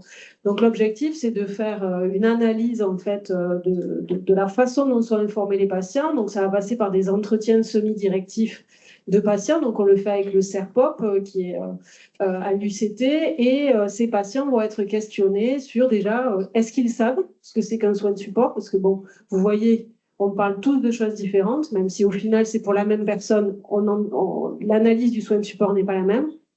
Donc est-ce qu'ils savent ce que c'est? Est-ce qu'ils savent qu'ils y ont droit? Est-ce qu'ils savent qu'il peut y avoir des prises en charge médicales, paramédicales ou hors champ médical, mais qu'il peut y avoir de la gratuité, etc. Toutes ces questions-là, déjà, pour poser la base de la connaissance et ensuite déterminer, pour ceux qui ont bénéficié de soins de support, comment ils ont eu cette information. Est-ce que c'est eux qui ont cherché? Est-ce que c'est leurs soignants? Quel type de soignants? Est-ce que c'est dans l'établissement au moment du diagnostic? Puisque vous l'avez évoqué tout à l'heure, en cancérologie, il y a quand même une forte notion de temporalité. Il y a des informations, on vous les donne au début, elles n'ont rien à faire au début. On vous les donne à la fin, on aurait dû vous les donner dès le départ, etc. etc. Donc, tous ces aspects-là, on va les évaluer aussi dans le but de produire. Donc là, le projet de recherche, je crois qu'on est à 1 an. Donc, il sera fini dans quelques mois. Le réseau travaille avec nous sur le sujet, évidemment. Et l'idée, c'est de pouvoir produire un document, un livrable qui va nous aider justement à mener des actions qu'on soumettra après, évidemment, à l'ARS, hein, parce que forcément, après, on va leur dire, ben voilà, on a 2-3 pistes, on a besoin de vous. Pour les mettre en place. Donc, je pense que ça, c'est des leviers importants parce que nous, on a notre propre idée sur les soins de support et comment y accéder, mais les patients, leur idée est tout autre et leur besoin n'est pas le même. Alors après, on a les leviers aussi du digital, donc nous, on les a déjà appliqués. je vais dire grâce au Covid, je crois que c'est peut-être la seule chose pour laquelle je dirais grâce au Covid, mais le digital et ensuite d'aller au domicile des patients avec des soins de support, où ça, c'est aussi une des évaluations qu'on est en train de mener, qu'on voudra proposer, et ce sera en lien avec les infirmières libérales. Pascal, je crois que oui. Oui, voilà. Et deux mots. Donc, le levier, pour moi, ça sera de mettre en place ce que nous avons imaginé il y a peu de temps sur cette expérimentation et travailler sur ce lien ville-hôpital complètement formalisé d'un entretien infirmier qui fera je vais dire, le va-et-vient entre l'institution, puisque l'infirmière aura pris contact avec l'institution pour savoir ce qui a été proposé à la personne. Elle se rendra chez cette personne pour pouvoir lui expliquer posément tous les soins oncologiques de support et la nécessité de les appliquer. Elle lui trouvera les endroits où la personne pourra faire ses soins oncologiques de support. Il y aura une évaluation initiale et une évaluation distale en ce qui concerne son bien-être de vie. Voilà, moi je pense que ça c'est quelque chose qui me plaît beaucoup, et en espérant que ça découle sur une véritable changement pour la profession d'infirmière, puisque je pense qu'on serait tout à fait utile dans la mesure où on pourrait communiquer aussi avec les médecins sur l'avancée ou pas des patients et nous faire aider par eux, puisque c'est quand même la parole du docteur qui est très très importante devant nous. On a besoin d'eux pour appuyer quand même les choses.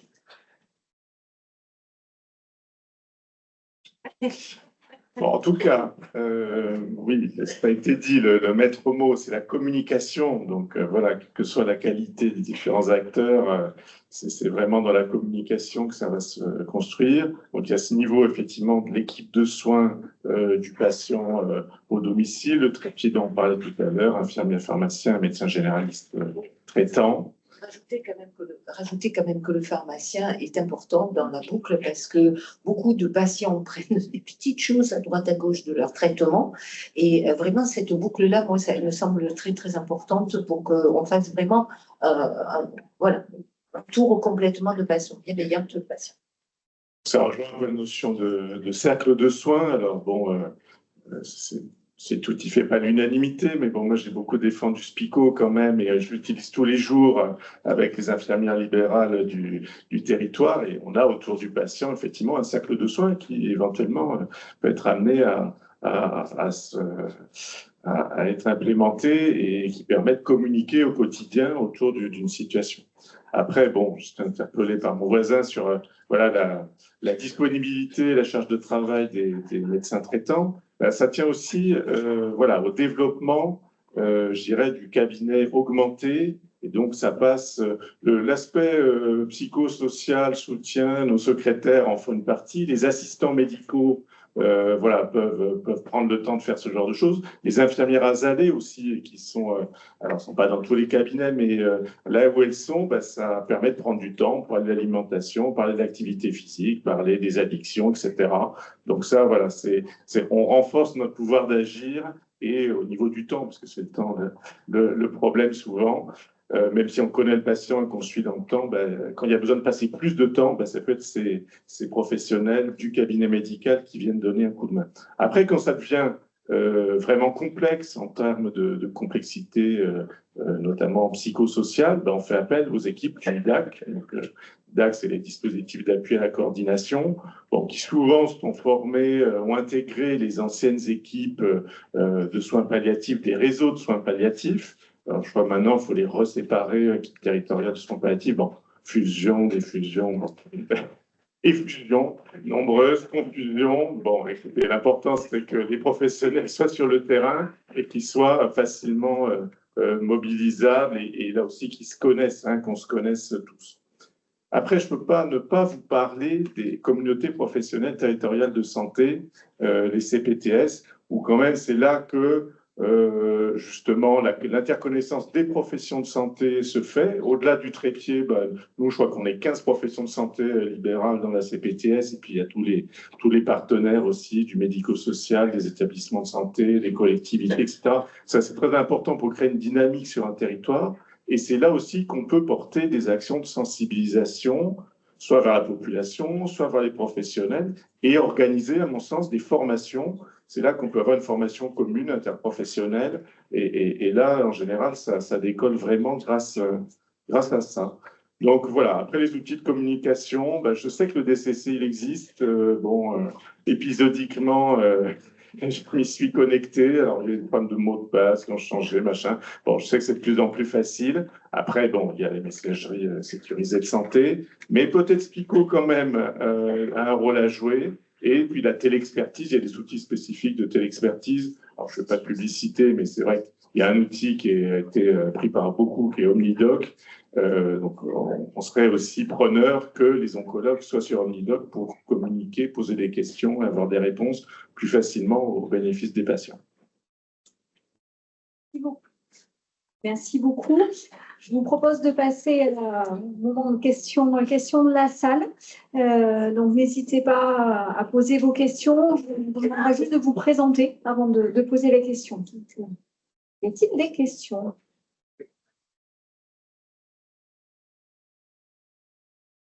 Bonjour à tous et à toutes.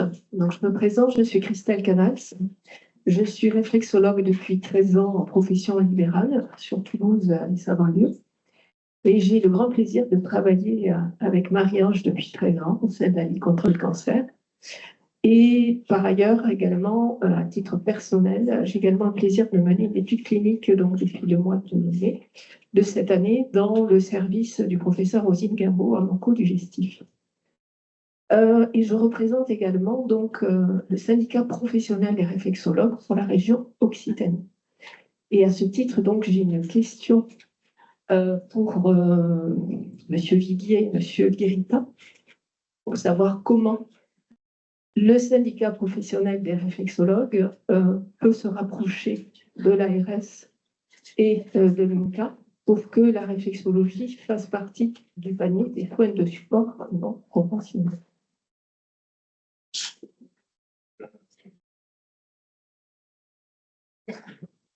Alors, la façon dont on travaille, nous, sur les soins de support, c'est sur saisine du ministère de la Santé. Vous savez que le ministère de la Santé a mis en place un groupe, justement, pour, entre guillemets, évaluer les pratiques dites non conventionnelles. Et à chaque fois, ce qui manque pour se prononcer, c'est exactement ce que vous menez chez l'ami Rosine Gambeau, c'est des études cliniques. Il y a des soins qui, éventuellement, même dans d'autres pays, sont pratiqués, je pense aux soins en Asie, par exemple, qui ont des approches de la santé complètement différentes et du coup des pratiques qui sont complètement différentes, mais pour lesquelles on n'a pas de données comparatives, de données sur des grands groupes de personnes ou des données dans le cancer, etc. Et on est souvent face à des séries de deux, trois cas miraculeux ou de choses comme ça. Donc, c'est très difficile de se prononcer sur une intégration derrière. Et je vous disais, il y a la zone, pour nous, la zone blanche, la zone grise, dont on ne sait pas, mais pour lesquelles les patients, je l'ai dit tout à l'heure, peuvent parfaitement bénéficier à la fois de l'écoute d'un professionnel, et ça c'est déjà quelque chose. En plus, on sait que quand on met des gens dans des études cliniques, même s'ils sont dans le bras placebo, en fait, ils ont une meilleure prise en charge et une meilleure survie que les gens qui sont pas inclus dans des études cliniques, simplement parce que il y a un environnement, il y a des relations avec les professionnels, il y a un suivi qui est pas le même. Et donc, le fait d'avoir accès à un professionnel est important. Nous, en fait, on essaie d'avancer sur à la fois, on va dire, l'encadrement de ces soins, et ça passe par effectivement des groupes professionnels organisés, des diplômes, que ce soit des DIU, des diplômes universitaires reconnus, des pratiques qui font l'objet d'échanges et qui sont reproductibles, qui sont pas au bon vouloir des gens et du professionnel qui le fait. Donc, il y a une grille d'analyse, en fait, qui se fait. Et après, il y a une revue de la littérature, vraiment. Donc, d'un côté, une analyse de pratique et de l'autre côté, une analyse de la preuve, entre guillemets, de l'efficacité de ce soin comme soin de support. Donc, il n'y a pas en fait, de volontariat pour s'inscrire sur la liste, etc. Peut-être que l'ARS qui a une approche un peu plus ouverte, en fait, que le panier de support peut entrer en discussion avec vous. Le plus souvent, en fait, nous, on va aussi au-delà du panier, qui est quelque chose, je l'ai dit tout à l'heure, un carcan un peu strict, un peu fermé, essayer de faire des référentiels qui aideront les associations comme la Ligue à se positionner dans les soins qu'elles souhaitent appuyer. C'est aussi ça rejoint la démarche que vous avez dans le 31 et qui vise à sécuriser un peu le dispositif par rapport à les soins pour lesquels on a zéro donnée sur leur efficacité et qui peuvent même questionner. Voilà, donc il y a actuellement 5 ou 6 soins qui sont en évaluation. Et puis, il y a du coup une méthodologie d'analyse qui a été mise en place et qui va passer, la réflexologie en fait partie, qui va passer un certain nombre de soins au crible pour voir comment ils se positionnent et ce qui est disponible pour les évaluer concrètement. La réflexologie, pour me rassurer, fait partie de la zone grise ou elle est dans quelle zone aujourd'hui? Non, je pense qu'elle est dans la zone grise actuellement. Ouais. La zone noire, pour moi, c'est les vivisecteurs, les marchands de miracles, etc. Donc, elle est dans une zone où elle est pratiquée. Certaines personnes disent en tirer un bénéfice, mais on a besoin de le documenter scientifiquement. Je ne sais pas si l'ARS veut ajouter quelque chose. Juste quand on est un peu sur le plan national, je voudrais juste rajouter quelque chose. Peut-être certains d'entre vous connaissent l'AFSOS, l'Association francophone des soins oncologiques de support, qui s'intéresse quand même beaucoup aux pratiques complémentaires. Et il y a un certain nombre de travaux autour de référentiels, justement, pour essayer un petit peu de mettre un cadre sur dans quel cadre on peut le faire, dans quel cadre on ne peut pas le faire, quels sont les diplômes reconnus. Et il y a une personne qui s'appelle Stéphanie Trager, qui est très, très engagée dans tout ça et qui coordonne tous les référentiels. Il y a déjà des référentiels acupuncture, hypnose, méditation en pleine conscience. Et il n'y a pas réflexologie, mais peut-être parce que personne n'a fait la démarche de dire on aimerait bien faire un référentiel. Et pour ça, il faut des personnes du terrain. C'est-à-dire que ce n'est pas l'AFSOS qui dit tiens, on va faire un référentiel sur ça. Parce que derrière, en fait, on n'arrive pas à mobiliser les gens du terrain. Donc, quand il y a des gens mobilisés qui disent mais moi, j'aimerais bien travailler dessus, mais il faut vous faire remonter. Et moi, je suis en tant qu'AFSOSienne et vice-présidente de l'AFSOS, je suis tout à fait d'accord pour faire le lien avec vous et vous mettre en contact avec Stéphanie Trager. Mais si vous êtes motivé pour travailler sur cette thématique, il n'y a pas de problème.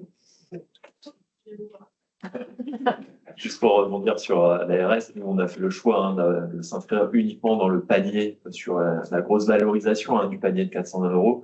On a eu cette ouverture, je dirais, avec un petit panier qui est assez faible, de 90 €, avec des stratégies complémentaires. Alors on a intégré, il y a eu beaucoup de discussions, on a un groupe de travail, il y a eu beaucoup de discussions sur la réflexologie plantaire.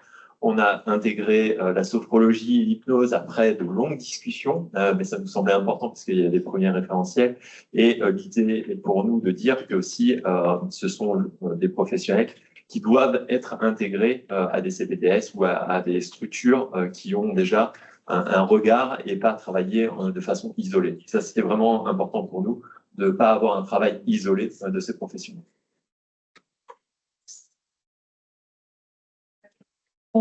On va déborder un petit peu. Oui, Monsieur Viguier, vous avez dit qu'il y avait 5 ou 6 soins de support qui étaient en cours d'évaluation. Ce sont lesquels? Je l'ai cité tout à l'heure. Il y a la socio-esthétique, il y a la méditation de pleine conscience, il y a... je ne vois pas de ma fiche, vous les citez, je ne connais pas par cœur. Sophro, je crois, oui. Cathy, en attendant, tu peux te présenter. Oui, pardon, excusez-moi. Je suis coordinatrice du 3C du CHU de Montpellier, Clinique Beau Soleil et Hôpital de Sète.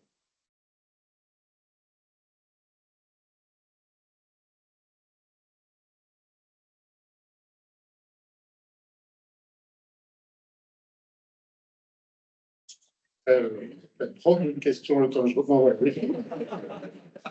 Socio-esthétique, hypnose, art-thérapie, surtout chez l'enfant, sophrologie, méditation de pleine conscience. Ça, c'est ceux qui, actuellement, ont fait l'objet d'une analyse et pour lesquels il va y avoir des groupes de pratiques professionnelles, etc., qui vont être en place. Mais du coup, à l'occasion de cette analyse sur ces soins-là, il y a une méthodologie qui a été mise en place et qui permettra, du coup, de faire tourner cette méthodologie pour être un peu plus agile qu'on a pu l'être sur des réflexions sur d'autres soins qui pourraient être proposés. Juste pour compléter, en fait, par exemple, pour ces soins de support-là, c'est souvent porté la condition par des professionnels de santé. Hein. C'est pas porté par des diplômes. Ok, c'est des professionnels de santé qui se spécialisent dans l'hypnose, etc. C'était une des conditions qu'on avait discutées avec l'ARS. Donc il y a aussi ce paramètre-là dont il faut tenir compte. Je vous propose qu'on prenne encore des questions pendant 5 minutes et puis après, il faudra arrêter les débats, mais qui pourront se poursuivre pendant le temps de pause. Allez-y. Donc, je suis Emmanuelle Bonnet, je suis conseillère en image et conseillère en évolution professionnelle. J'interviens dans des hôpitaux en tant que soins de support et dans des cliniques aussi sponsorisées par des associations. Je voulais juste dire que 2 éléments. La semaine dernière a eu lieu au MIT la première rencontre de tous les soins de support possibles, en tout cas un début de rencontre dans un salon qui s'appelle To You, Together for You, où toutes les associations de sport adapté, toutes les associations autour de ces soins de support, mais aussi des professionnels et des industriels, sont venus pour présenter les informations aux soignants, aux patients, aux aidants. Un petit catalogue a été édité grâce au conseil départemental de la Haute-Garonne et qui va être distribué simplement pour donner ce premier accès aux informations avec que des associations référencées, le RKS, voilà, des gens qui sont dans la cible de ce que vous évoquiez, et ça donne une première idée de ce qui se passe. Parce qu'en fait,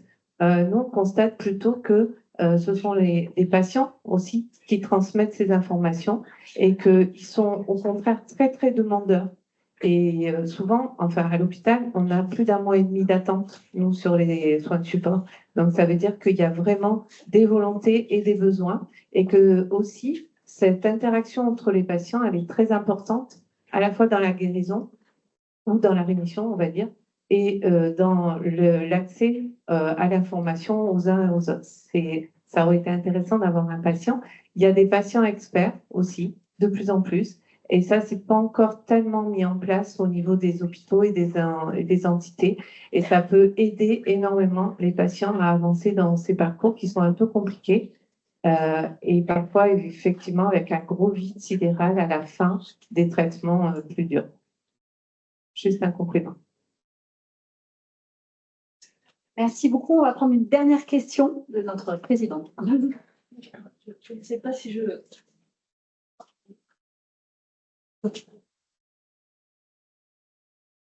Je m'éloigne peut-être du sujet, mais Monsieur Lagarde, vous avez parlé du fait que la vie ne devait pas s'arrêter complètement pendant le cancer. Il y a un point très important de la vie qui est le travail. Et on n'a pas du tout abordé cet aspect plutôt social, sociétal, qui figure d'ailleurs dans le serment d'Hippocrate également. On doit s'intéresser aux patients, mais aussi à la société. Il me semble qu'il y a un grand trou là, dans la raquette avec le médecin du travail. Alors, je ne veux pas critiquer personne ou autre, les trous dans les raquettes, il y en a partout malheureusement. Je vais vous parler d'un cas très concret qui nous anime entre autres dans l'hospitalisation à domicile. C'est qu'on se retrouve à des prises en charge de personnes pour des chimiothérapies, entre autres, qui ont envie de faire du télétravail. Parce que le travail est quelque chose d'important pour eux, en termes de lien social, en termes de tous les aspects psychosociaux qui peuvent arriver avec. Et pour autant, on ne peut pas les prendre en charge. Puisque par définition de l'hospitalisation à domicile, nous devons avoir un arrêt de travail.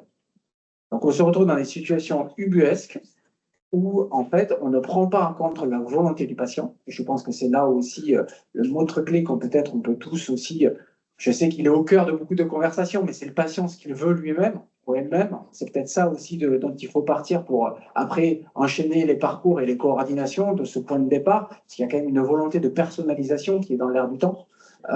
Et donc, de pouvoir se réancrer sur ce que veut le patient et d'être capable de l'accompagner, parce que qu'on le veuille ou pas, il ira quand même dans la direction où on lui veut aller. Donc, je pense que c'est important. Et le travail et la réintégration professionnelle était quelque chose qui a été mentionné aussi. On a travaillé récemment aussi avec Veolia sur ce sujet-là. C'est comment gérer les collègues qui ont un cancer, comment annoncer dans une entreprise, comment adapter les postes, tout ce travail, tout ce sujet-là sur le retour et le pouvoir être acteur de la vie sociale et de la vie professionnelle, c'est un vrai enjeu. Je n'ai malheureusement pas les réponses, mais en tout cas, j'aimerais bien que dans les cas où on a envie de pouvoir prendre en charge des patients à domicile et qui ont envie de continuer à travailler, qu'on puisse quand même le faire. Merci beaucoup à vous tous pour cette table ronde absolument constructive et passionnante.